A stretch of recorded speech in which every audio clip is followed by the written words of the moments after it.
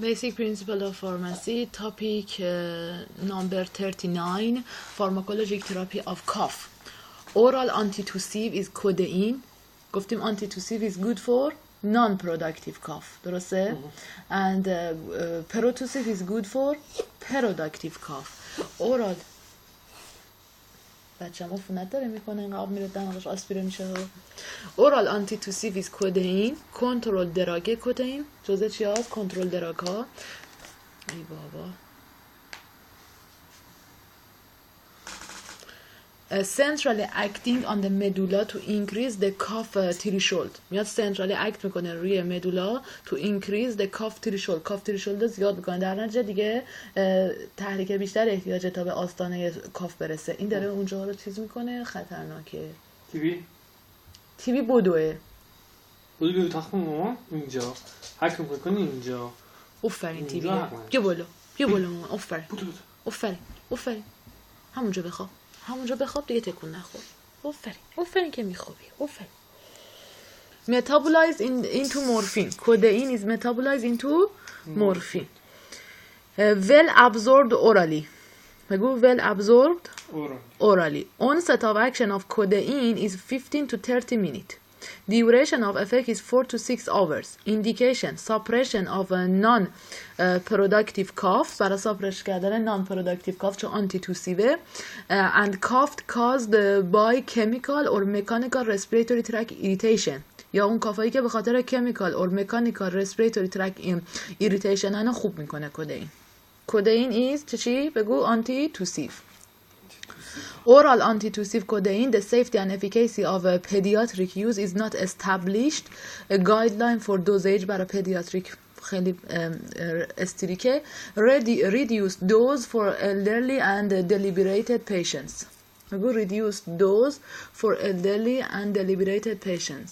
Available in different combination. Popcorn میخوره.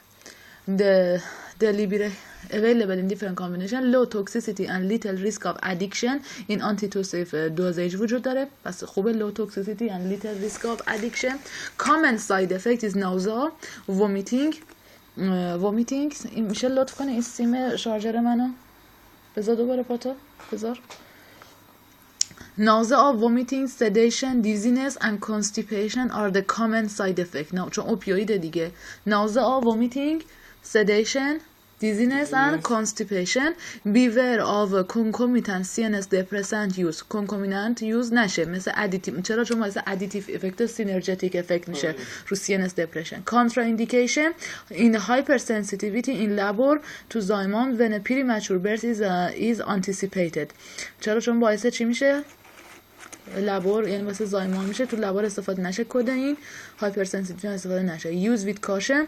Impaired respiratory reserve, for example asthma, COPD, pre-existing respiratory depression, drug addict, people who take other respiratory depressant or sedative. Using caution. Impaired respiratory reserve, asthma, COPD, pre-existing respiratory depression, drug addict, people who take other respiratory depressant or sedative. اگه CNS دپرسن میخورن، رسپیراتوری دپرسن میخورن، ببینی سداتیو مصرف میکنن، معتادن، دپرشن دارن، نه پری اگزیستینگ رسپیراتوری دپرشن و خلاصه آسما COPD دارن با کاشس باید مصرف بشه. این باعث دپرشن میشه دیگه، درسته؟ چون که اصلا کسی که معتاد کدئین میخوره دور دلش هوس اعتیاد میکنه. مثلا آسما و COPD هم براشون بده، مثلا نه که بد بشه، بعد با کاشس مصرف کنن. ایمپیر رسپیراتوری ریزرو. Pharmacologic therapy oral antitussive is dextromethorphan. Dextromethorphan equipotent to codeine. پتانسیالش یا پتانسیش برابر equipotent. Non-opioid dextromethorphan, non-opioid with no analgesic, sedative, respiratory depressant or addictive property at usual dose. addictive نمیاره، sedative نیست، analgesic هم نیست. dextromethorphan خیلی بهتره. Centrally acting on medulla to increase the cough threshold. این هم centrally acting مثل codeine. Increase the cough threshold. Well absorbed orally. Onset of action 15 to 30 minutes. Duration of action 3 to 6 hours. Indication suppression of non-productive cough caused by chemicals or mechanical respiratory tract in irritation. Dextromethorphan, the safety and efficacy of a pediatric use is not established. Different dosage form and product داره. Wide margin of safety. Side effect is uncommon. اونا common بود برای کدین constipation, dizziness, sedation. حالا اینجا uncommon. Drowsiness, uncommon nausea, uncommon vomiting, uncommon stomach discomfort and uncommon constipation. uncommon یعنی غیر معموله، یعنی زیاد اتفاق نادره، اما اون کامنه. کدین حتما واسه یوساعت میشه. Additive CNS depression with alcohol, antihistamine and psychotropic medication. بگو additive CNS depression با الکل CNS depression بیشتر میشه، با antihistamine and psychotropic medication. Interaction with MAO inhibitor serotonergic syndrome میاره. با MAO inhibitor اینتراکشن داره و باعث serotonergic syndrome میشه. Should not be taken for at least 14 days after the discontinuation. Should not be taken for at least 2 هفته خورده نشه بعد قطعش. بعد قطع داروی MAO inhibitor. یعنی MAO inhibitor که قطع شد تا 2 هفته بعد حق نداره دکسترامتورفان بخوره. Contraindication hypersensitivity period dextromethorphan dependence. بگو hypersensitivity and period dextromethorphan dependence.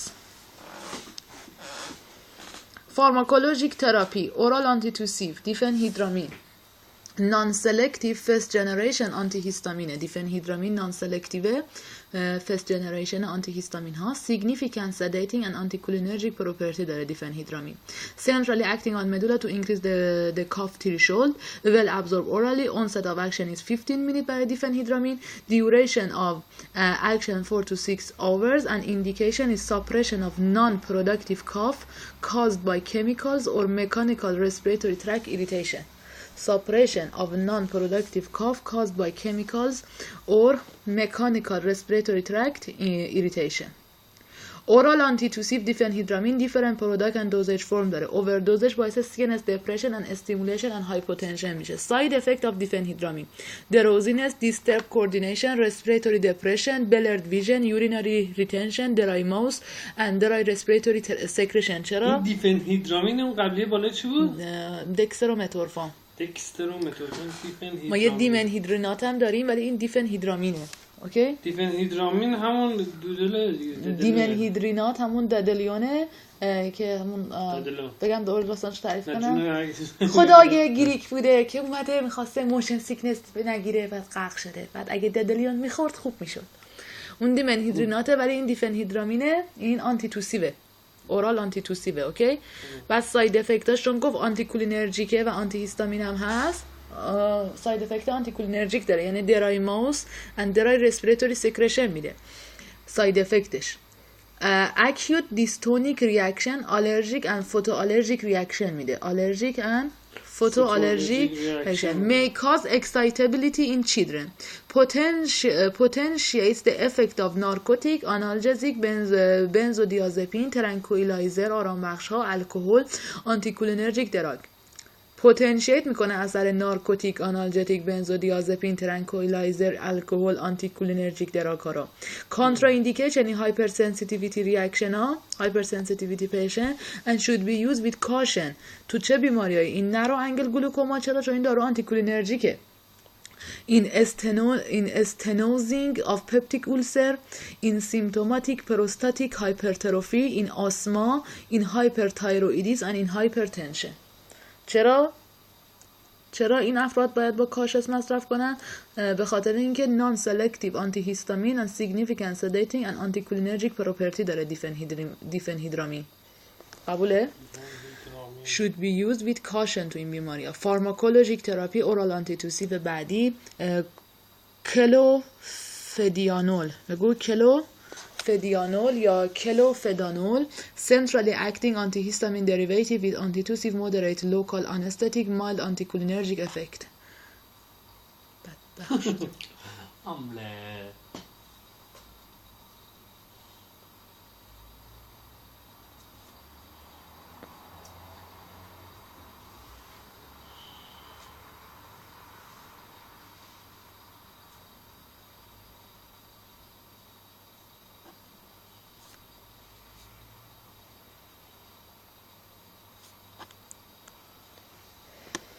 بگو کلوفدیانول یا کلوفدانول centrally acting antihistamine derivative with antitussive moderate local anesthetic هم هست mild anticholinergic effect هم داره. جالب. کلوفدیانول بگو کلوفدیانول indication suppression of non-productive cough caused by chemical or mechanical respiratory tract irritation.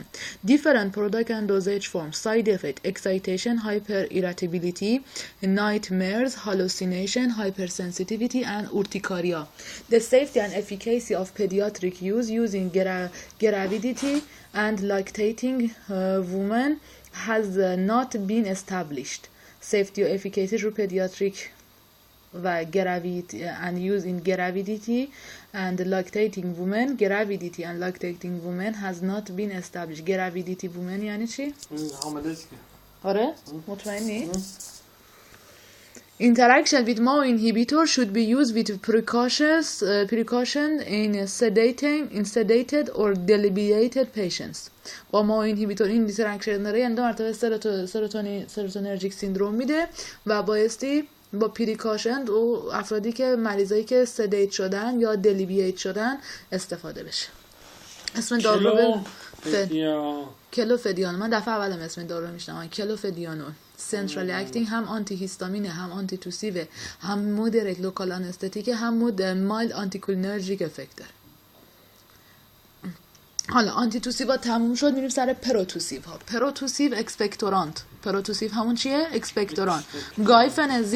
گایفنزین پس پروتوسیو is used for productive cough.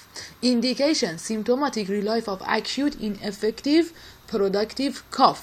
Not indicated for chronic cough associated with asthma, COPD, emphysema and smoker cough. بگو not indicated for chronic cough associated with asthma, COPD, emphysema and smoker's cough. Loosen and thin lower respiratory tract secretion making cough more productive. باعث میشه که cough more productive بشه. الان پروداکتیوه بعد ولی به خاطر ترشحات میاد. درسته؟ این باعث میشه که ترشحات ریز بشن، بیشتر ترشحات بیاد بیرون، راحت شیم. درست شو؟ پس باعث بیشتر سرفه کردن میشه گایفنزین. Loosen and thin the lower respiratory tract secretion making cough more productive. Different product and dosage form داره. Generally well tolerated. Side effect: nausea, vomiting, dizziness, headache, rash, diarrhea, drowsiness, stomach pain, renal calculi اینا میده. Contraindication: hypersensitivity. که میگفت اینایی که سیگار میکشن نه که حالا اسموکر کافا نه که معمولا سیگار میکشن گایفنزین بخورن خوبه چون ترشحات میاره بیرون چیز میشه. پروتوسیو بعدی کامفور and menthol. Inhaled vapor stimulates sensory nerve endings within the nose and mucosa, creating a local anesthetic sensation and a sense of improved airflow. Little objective evidence of clinical efficacy وجود داره. پس clinical efficacy evidenceش خیلی کمه. کامفور و منتول. منتول possible interaction داره with وارفارین. منتول پاسیبل اینتراکشن وید وارفرین. خب منتول تو خیلی از وسایل هست. همین نعنا هم هر روز میخورن کسی که چیز داره وارفارین داره مصرف کنه. سبزیجات میخوره، وجتبل مصرف میکنه. باید حواسون پس باشه. پس وارفارین با منتول کانتراندیک است. پاسیبل اینتراکشن داره. Different product and dosage form: ointment, cream, solution. Toxic if ingested. اگر هضم بشه توکسیکه. این flammable product هم هست. burning sensation, nausea, vomiting, excitation, seizure میاره. چرا توکسیک ingested؟ ها یعنی اینکه خب ما پس یعنی چی؟ ها اینا فقط باید inhaled وپورشو بکنن. Conformental inhaled vapor stimulates sensory nerve ending with the nose and mucosa and creating a local anesthetic sensation and the sense of improved airflow. احساس بکنیم که دماغمون باز شد. Sense of improved airflow. Pharmacologic therapy, primary ingredient, trade name. Single ingredient product, dextromethorphan, trade name is Delsim, Teriaminic, long-acting cough, and Vica Formula 44. Guaifenesin, Humibid, maximum strength, and Mucinex, and Robitussin. روبیتوسین که ایران هم اسمش هست روبیتوسین. منتول روبیتوسین کاف دراپ and ویکس کاف دراپ. کامبینیشن پروداکت دکسترومتورفان and گایفنزین. الان ما گفتیم دکسترومتورفان چیزه آنتیتوسیبه، گایفنزین پروتوسیبه، اون وقت این باعث کانتر پروداکتیو میشد. گفتیم یه جای تضاد داره. کانتر پروداکتیو. اسمای تجاری کارکول نوا کراکول دی، موسینکس دی ام، روبیتوسین کاف دی ام. کودئین and گایفنزین، کراکول، کراتوسین and گایتوس. Camphor and menthol is a mentholatum ointment. کودئین و گایفنزین هم بازم با هم دیگه اون آنتیتوسیده، بازم باعث چی میشه؟ کانتر پروداکشن میشه. کانتر پروداکشن. Administration guideline for in ointment and cream rub on the throat and chest as a thick layer. Sign and symptom of asthma is wheezing or chest tight, coughing predominantly at night, cough in the response to a specific irritant such as dust, smoke or pollen. CHF یا cardiac heart failure, fatigue dependent edema and breathlessness. COPD, productive cough most of the days of the month, at least 3 months of the year for at least 2 consecutive years. GERD, heartburn علائمش, worsening of symptoms when supine, improvement with acid lowering drug. Lower respiratory tract infection, oral temperatureش more than 38, thick purulent, discolored phlegm, drenching, night sweats. upper UAC چی شد؟ upper airway cough syndrome, mucus derange from nose, frequent throat clearing, viral upper respiratory tract infection, sneezing, sore throat, rhinorrhea, low grade temperature. Lozen, allow lozen to dissolve slowly in mouth, repeat hourly or as needed or directed by a primary care provider. Inhalation, for products to be added directly to cold water for use in a steam. inhalation آینه. ولی لوزجن چیه؟ allow lozen to dissolve slowly in mouth. بذار لوزجن slowly to mouth خودش dissolve بشه. repeat hours or as needed چند ساعت هم هر چی میخواد بخور directed by a primary care provider. چند بار در روز میتونی بخور. لوزجن پس بایستی allow to dissolve slowly in the mouth. Inhalation هم for products to be added directly to cold water ببینیم for use in a steam vaporizer. Add measured solution to cold water. Place the mixture in the vaporizer. Breathe in the medicated vapor up to 3 times daily. For product to be placed in medication chamber for hot steam vaporize. Place water in vaporize. Place solution in medication chamber. Breathe in the medication vapor up to 3 times daily.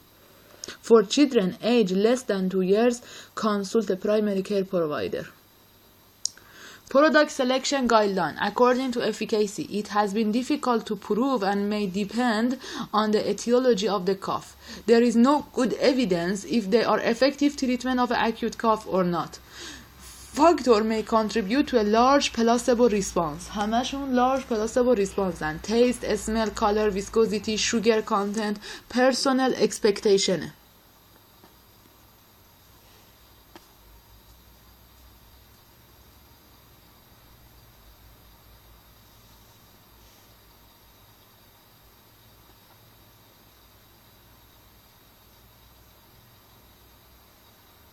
یکی به این یه چیز دیگه داده.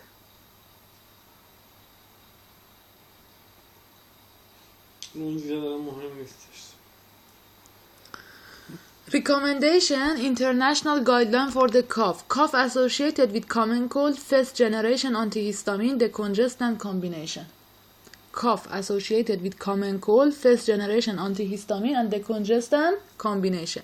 Virus induced postnasal drip is likely to cause the cough. اگه ویروس induce postnasal drip is likely to cause at the cough. Codeine and dextromethorphan for short-term symptomatic relief of cough associated with bronchitis, acute and chronic and post-infectious subacute cough استفاده میشه. codeine و dextromethorphan for short-term symptomatic relief of cough associated with bronchitis, bronchitis, acute and chronic and post-infectious subacute cough میتونه استفاده بشه. بگو کی؟ کدئین و دکسترومتورفان. و برای کاف همراه با کامن کولد فرست جنریشن آنتی هیستامین دکونجستن دیگه کدئین و دکسترومتورفان و اینا نمیخواد. A special population do not treat infants and children under 2 years of the age with OTC cough and cold remedies because serious and potential life-threatening side effects can occur. FDA advisory. Updated product label do not use in children under 4 years of the age. According to product label. Dispensing device for accurate dosing with all oral liquid OTC product. همه liquid OTC product که مال کافن dispensing device for accurate dosing احتیاجه. Elderly may be more susceptible of sedating effect of codeine. Dextromethorphan. Start with lower dose titration careful monitoring احتیاجن elderly. بایستی با lower dose احتیاج کن چون susceptible of sedating effect شدید وجود داره. Pregnancy and lactation only if the potential benefit outweigh the risk. فقط اگه خیلی اذیت‌دهنده اینا استفاده کنن. Dextromethorphan is safe during pregnancy. Dextromethorphan safe during pregnancy. Elderly and children are more susceptible to the side effect of diphenhydramine. Start with the lower dose titration and careful monitoring. قبوله؟ Patient's factor. Cough is a symptom of many acute and chronic disease. Self-treatment may delay effective treatment of the underlying condition. Patients with identified exclusions for self-care should be referred to GP, general practitioner. Patients with known or signs and symptoms of chronic disease associated with cough should not attempt self-treat. A good patient with known or signs and symptoms of chronic disease associated with cough should not attempt self-treat. self-treat نکنه دیگه. اگه کرونیک، اگه مزمن شده. اگه چی شده؟ اگه که دیگه بیماری مزمنی داره که ربط به کاف داره نباید خودش تریت. آفرین. و اینجا میگم اگه identified exclusion for self-care should be referred to GP. اگه یکی از اون اکسکلوژن یعنی ربط داره مثلا به چیز دیگه ای مثلا گفتیم مثلا شاید نشانه های سارکوئیدوزیس و کانسر و اینا هم باشه. Patient with a smoker cough should be counseled regarding smoking cessation. واسه smoking cessation کنه. Complementary therapy evidence does not support the use of complementary therapy for treating cough. شواهدی برای ساپورت کردن کامپلیمنتری تراپی برای کاف وجود نداره. Some product have potential safety issue. Honey should not be given to children under 1 years. به خاطر اینکه شاید کلستریدیوم بوتولینیوم کانتامینیشن داره هانی. چرا honey shouldn't be given to the children under 1 years؟ کلستریدیوم بوتولینیوم کانتامینیشن. ما بدنمون حالا میتونه مبارزه کنه ولی بچه نمیتونه. Assessment of cough. ارزیابی کاف. How long has the patient has been coughing? How long? Is it productive or non-productive cough? Is it associated with chronic illness? Obtain list of all patients' current medication. ببینیم آیا ساید افکت کدوم داروه. To identify possible drug and drug disease interaction. Previous treatment of cough effective or satisfactory. آیا قبلا cough effectiveش satisfactory راضی بوده ازش. Evaluation of patients outcome. 7 days for most patients, 2 weeks in case of viral upper respiratory tract infection and 3 weeks or longer for post-viral cough. قبوله؟ تموم شد دیگه. پس یه بار دیگه داروهای آنتیتوسیو نام ببر. دکسترومتورفان، کدئین، دیفنهیدرامین. پروتوسیو، گایفنزین فقط نام برد. گایفنزین، منتولو، کامفور، همین. دیفنهیدرامین. نه دیفنهیدرامین آنتیتوسیوه. دیفنهیدرامین پروداکتیو چیز برای چیز بود. پروتوسیوه؟ نه آنتیتوسیوه. پروتوسیو، کامفور و منتول. پروتوسیو گایفنزین و اون آنتیتوسیو هم کلوفنادیول هم بود. آنتیتوسیو کلوفنادیول، کلوفدیانول، کلوفدیانول یا کلوفدانول. آنتیتوسیو دیفنهیدرامی، من درست گفتم، و آنتیتوسیو کدئین. یه بار دیگه آنتیتوسیو رو نام بر: دکسترومتورفان، کدئین، دیفنهیدرامی، کلوفدانول. پروتوسیو گایپنزین، منتول، کامفور. گایپنزین، منتول، کامفور.